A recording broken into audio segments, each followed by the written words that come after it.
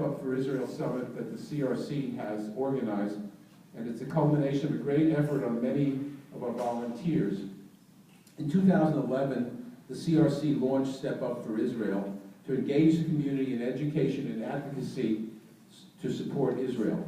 Although at this moment there appears to be very strong congressional support for Israel, there is a concerted effort by some in the United States to undermine Israel by planting a seed in the populace that Israel does not really have a legitimate right to exist. It's a human rights violator. It's an aggressive military state that should be sanctioned by business and by government. This movement takes place in our schools and our college campuses, in the media, at the UN, and in the international arena, and in many progressive groups and churches throughout the United States.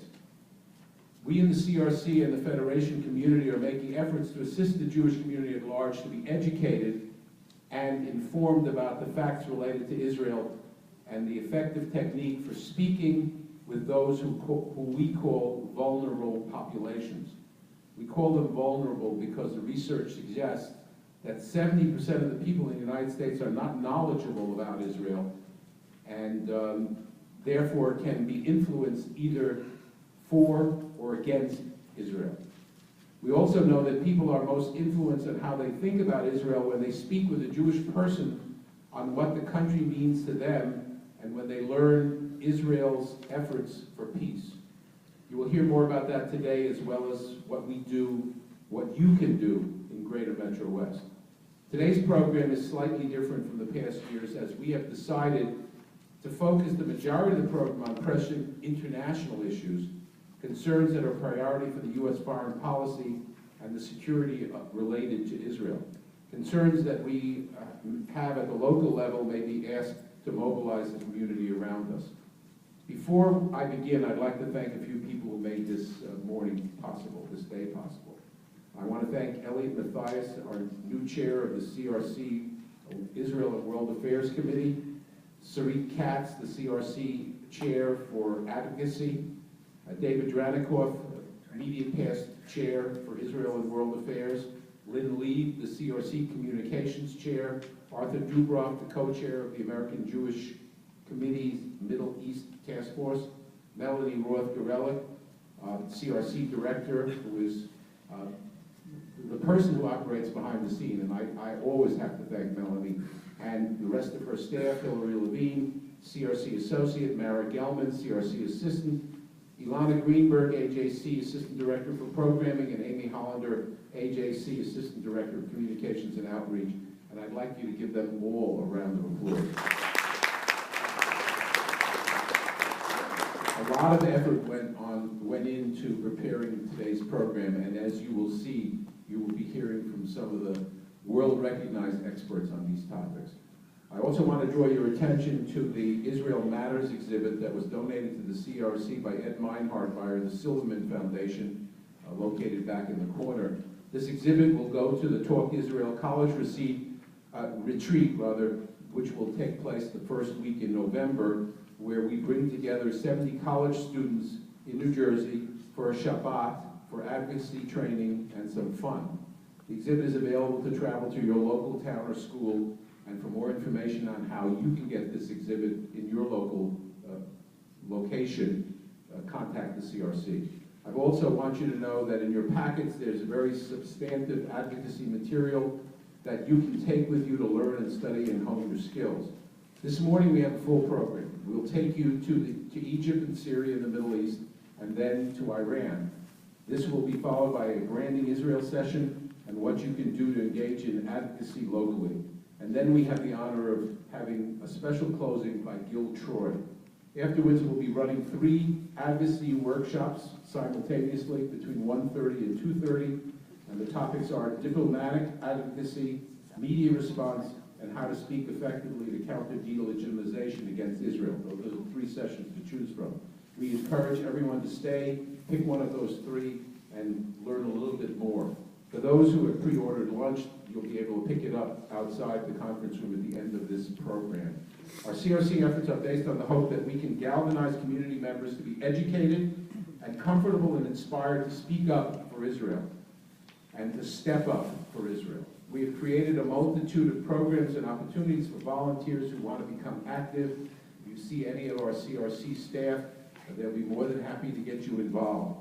At the end, we hope that you will become further engaged and willing to take action at any time that we send out an action notice. And those of you who have not yet given our volunteers your emails, please do so, because there are many times that we ask you to sign a petition or send a note to your local congressman or senator. I'd like to turn over the microphone to Marty Gross, who's the president of the Washington Institute for Near East Policy. And again, I'd like to thank Marty for all the help that we get from the Institute. And Marty will have the honor of introducing our first speaker. Marty?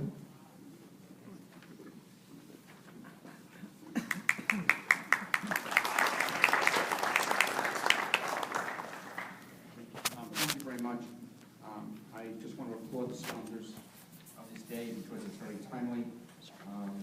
I'm just going to say two or three, I think about 1.5 minutes to just put Andrew remarks into an overall context as we see him at the Institute. We're witnessing now a situation where, from a delegitimation perspective, when Israel was doing everything it could to stop the missiles coming in from Gaza, there were significant complaints rendered against it for how it was doing various security measures, including what happened with the Turkish ship.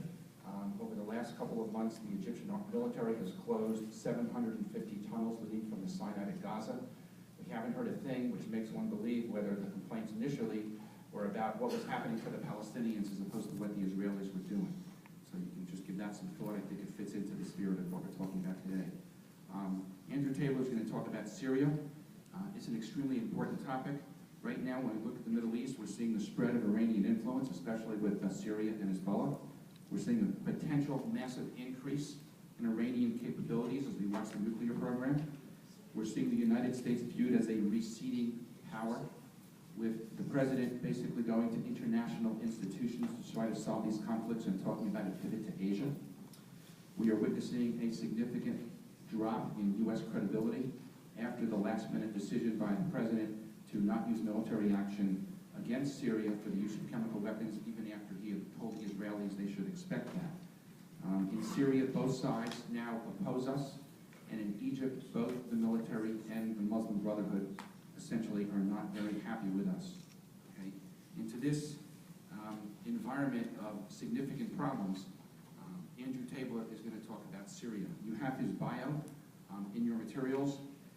He's the senior fellow in the program on Arab politics at the Washington Institute, where he focuses on Syria and U.S. policy in Levant. I'll let you read the rest of it. Let me tell you a few things about Andrew that are not in here. From 2001 through 2009, 7 to 8 years, he basically lived in Syria. He has been to the Syrian border regions many times since the civil war started. He has had many in-person meetings, both with Assad and his wife, so he knows the leadership pretty well. This country, the U.S., spends about $50 billion a year on intelligence, but it is to Andrew that it turns since the outbreak of hostilities in Syria in 2011, when the National Intelligence Council, the National Security Council, the State Department, and the Department of Defense have all asked our next speaker to come and inform them about what is going on in Syria. They ask him, who did you meet with, what's going on there, and where do you see this going, which is essentially asking Andrew for his assessment of future trends. Andrew has been on Charlie Rose, PBS, CNN, Fox, and many other news outlets, and is recognized as one of the great experts on Syria in the world today. So with that introduction, it's my great pleasure to introduce Andrew Taylor. Thank you.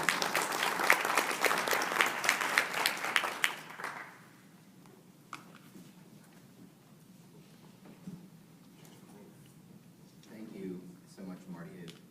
Can everyone hear me? Yes. Okay, great. Thanks for that kind introduction. Thank you, Gordon, as well. And thank you very much to the Jewish Federation of Greater MetroWest, New Jersey, and the AJC for the invitation here today. I love coming to speak to pro-Israel groups, mostly because I don't have have to front load so much information about the Middle East.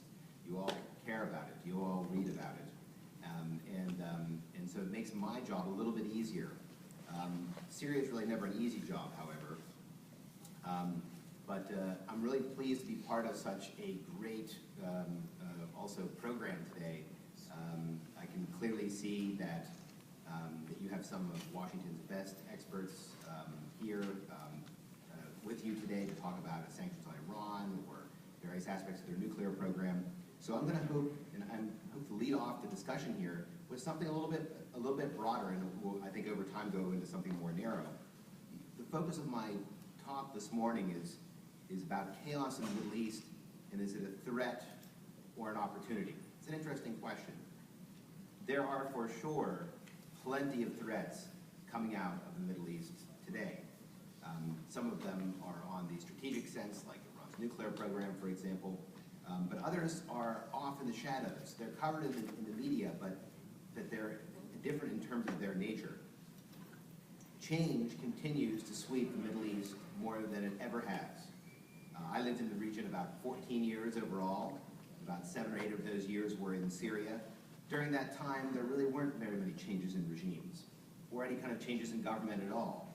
Or if a country announced the opening of a couple of private banks, that was hailed as great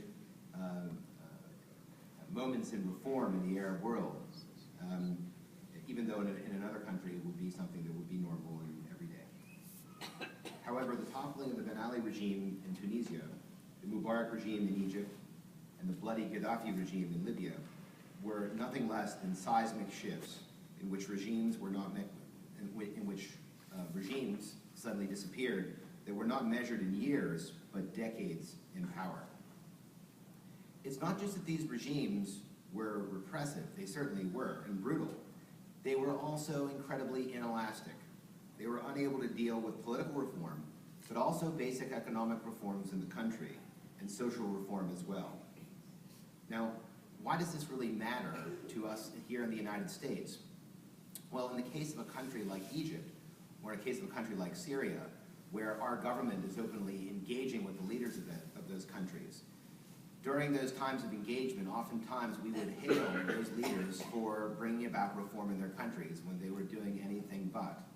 Now, that would, in the past, not be such a big deal. It was only a domestic issue.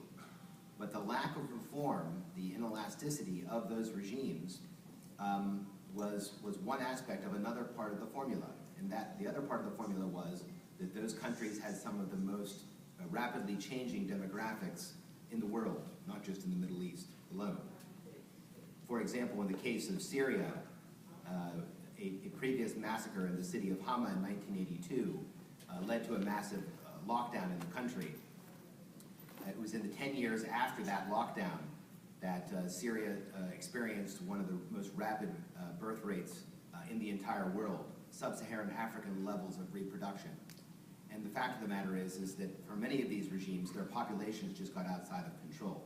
There were too many young people and not enough change by the leaderships in those countries. Right now, we're looking at a situation where many talk about not only the Arab Spring, but the Arab winter. Certainly, many things have not gone according to plan. In the case of Egypt, we have cycles of demonstrations, violence, and a coup by the Egyptian military against the Morsi government. No matter how we feel about them, these are tumultuous events, and it becomes increasingly difficult to see how Egypt is brought back to the kind of stability that we were used to following the signature of the Camp David Accords and the Egyptian-Israeli Peace Treaty in 1979. In Libya, there's continued fighting, and also recently the abduction of, however temporary, the country's prime minister. Again, a sign of how post-revolutionary politics in a country like Libya is not what we would consider stable. However, the worst of these events, and perhaps those that have the most ramifications for U.S. national security, as well as those for Israel, take place in that of Syria, where a bloody civil war every day involving bullets, artillery, Scud missiles, and many times poison gas has killed scores of people and led to cycles of violence that have caused local communities to spill out over their borders and for regional countries to become increasingly concerned over the security situation in the region.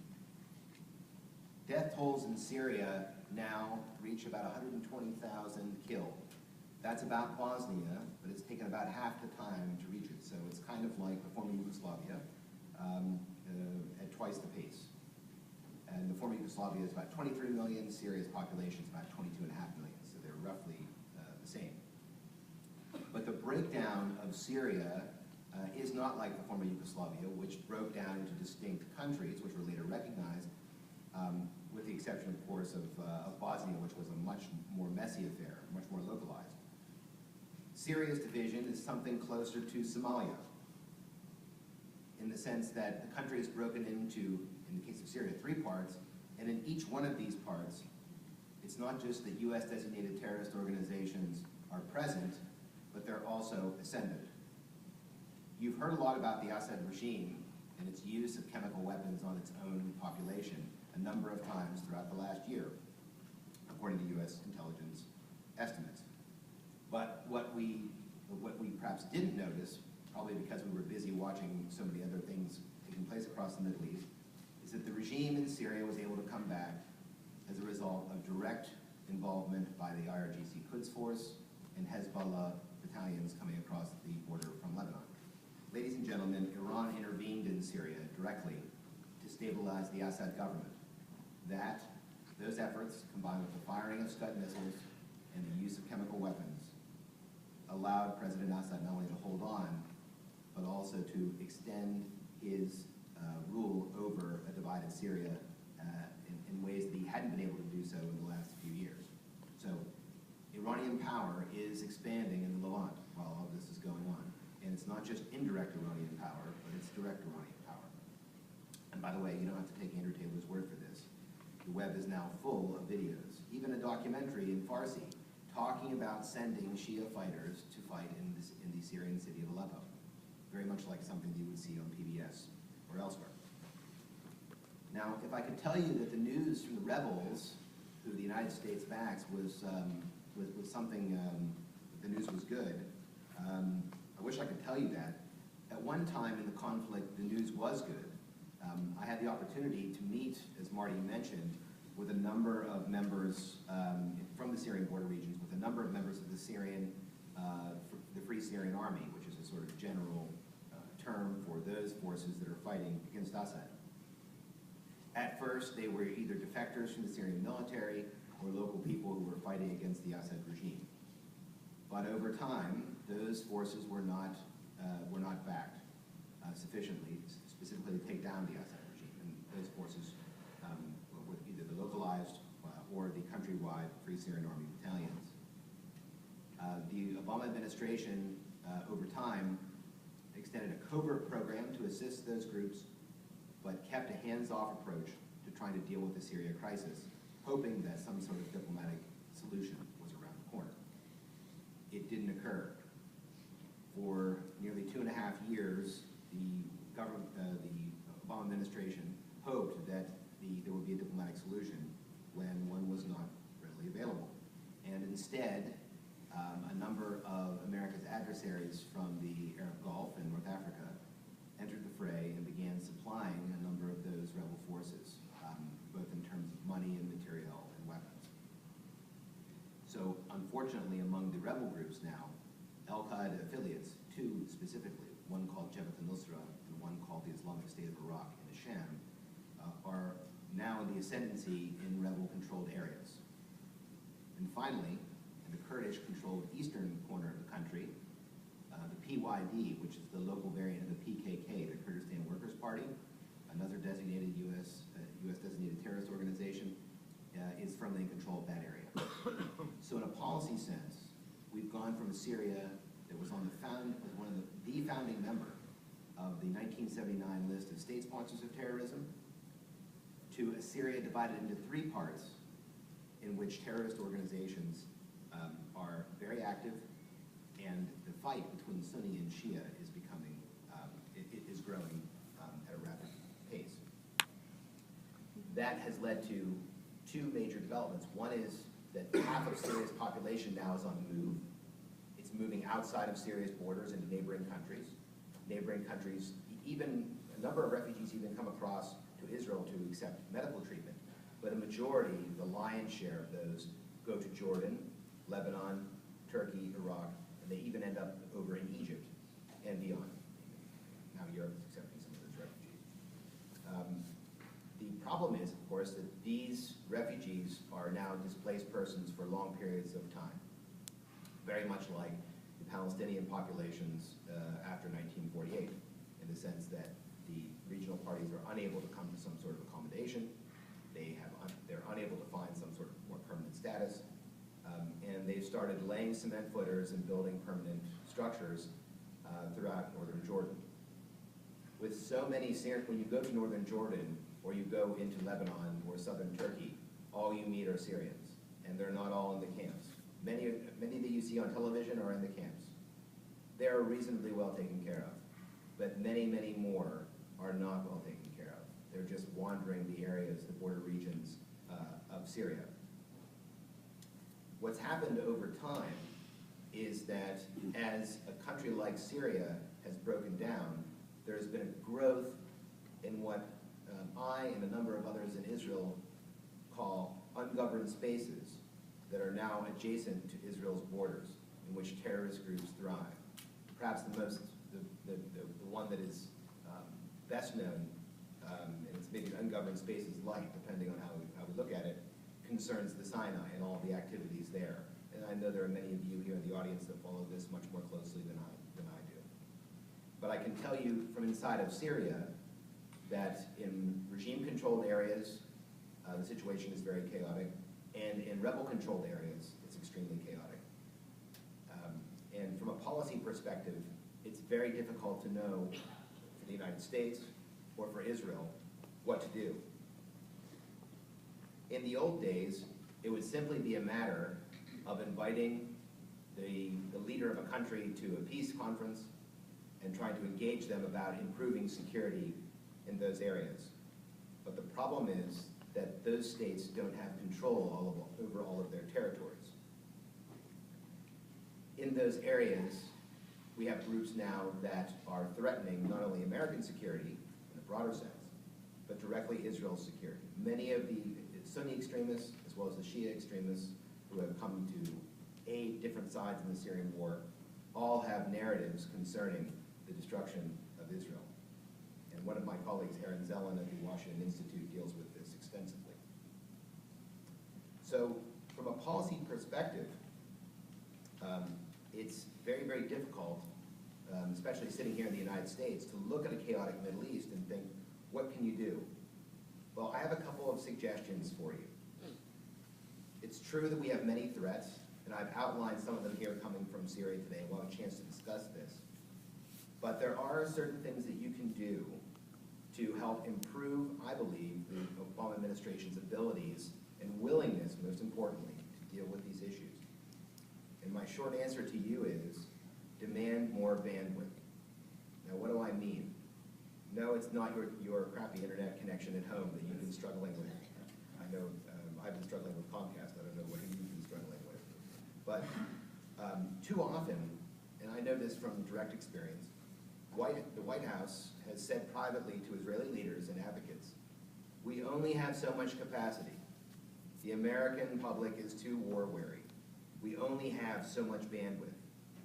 We can help prevent Iran's nuclear program, or we can help deal with issues in Syria and Egypt, but we really can't do much of both. I mean, really, what can we do? I don't think that's true.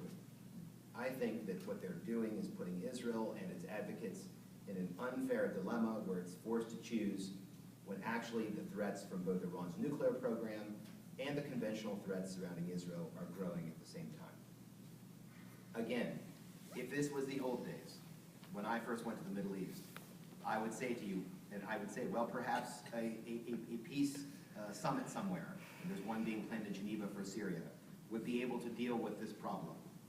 Perhaps the leaders would be able to put these genies back in the bottle, to use an oversubscribed Orientalist expression. But this will not lead to improvements in security in the long term. The basics in these Arab countries are clear for everyone to see. And I'll point this out to you. As I mentioned, there's this upcoming summit, I believe it's on the 23rd of November, which the Obama administration is trying to get the Syrian opposition to attend with the Syrian regime. And what's going to be very interesting, I want you to notice something, is I want you to notice those attending in their hair color. Now, why is that? Right? It's not ageism, ladies and gentlemen. It's a one basic fact that the majority of the fighters inside of the country and those that are protesting against the regime are under 30 years old. They were born after the first Haas massacre of 1982, when during a massive lockdown, people stayed home, had lots of babies, and led to one of the largest demographic waves, not only in the Middle East, but the world, sub-Saharan African levels of reproduction. It's those that are fighting the Assad regime and will continue to fight the Assad regime going forward. And it's from those ranks that terrorist groups will find active recruitment going forward. Unless we deal with these fundamentals in some kind of way, I really doubt that the Obama administration's abilities to deal with the situation in Syria will bear fruit and improve the security situation. Instead, I fear we're going to have a lot of very gray-haired and very senior members of the Syrian opposition, many of whom have not lived in the country for some time, who will come to try and cut a deal with the Assad regime. The purpose of the talks in Geneva is to lead to a transition. And that's not a bad thing. A transition, a peaceful transition, would be really good news. But we're not in a peaceful situation at the moment, and getting there is going to be very tough.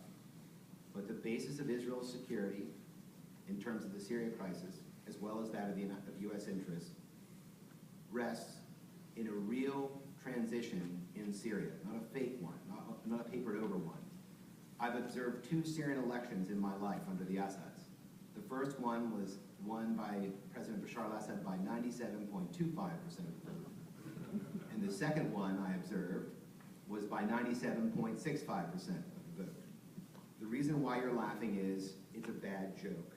It's papering over problems. The fact of the matter is the Assad regime and the minorities that control it, the Alawites, simply didn't reproduce fast enough, nearly as fast, to keep up with the majority Sunni population.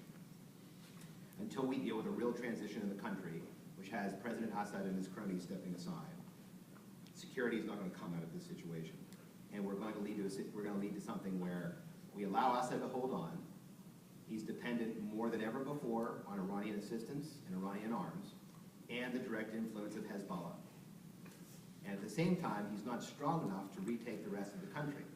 And in the rest of the country, we have, because of the lack of support from the United States, we have a number of U.S. designated terrorist organizations and al-Qaeda affiliates growing. One of the great threats was that either those sub-state actors backing the regime or those backing the opposition would grab a hold of Syria's huge chemical weapons stockpile. And the regime has used chemical weapons on a number of occasions according to U.S. national security estimates. But what we can see going forward is that the Assad regime, everyone has an interest in seeing that the chemical weapons stockpile go away, but we have to be prepared for when the Assad regime does not fully disclose or destroy those weapons that are in its inventory. There's a real threat that those weapons could fall into the hands of extremists. The less materials there are, the better, the less chance for it to fall in the hands of extremists. But even dealing with the chemical weapons issue in Syria, the crisis there isn't going to go away. It's something that's going to be coming not only to your television screens, but increasingly to your Israel advocacy groups for the coming years with no end in sight. So on that happy note, I'll wrap up. I would be glad to take any questions that you might have, and perhaps we have others in the audience who'd like to care to comment as well.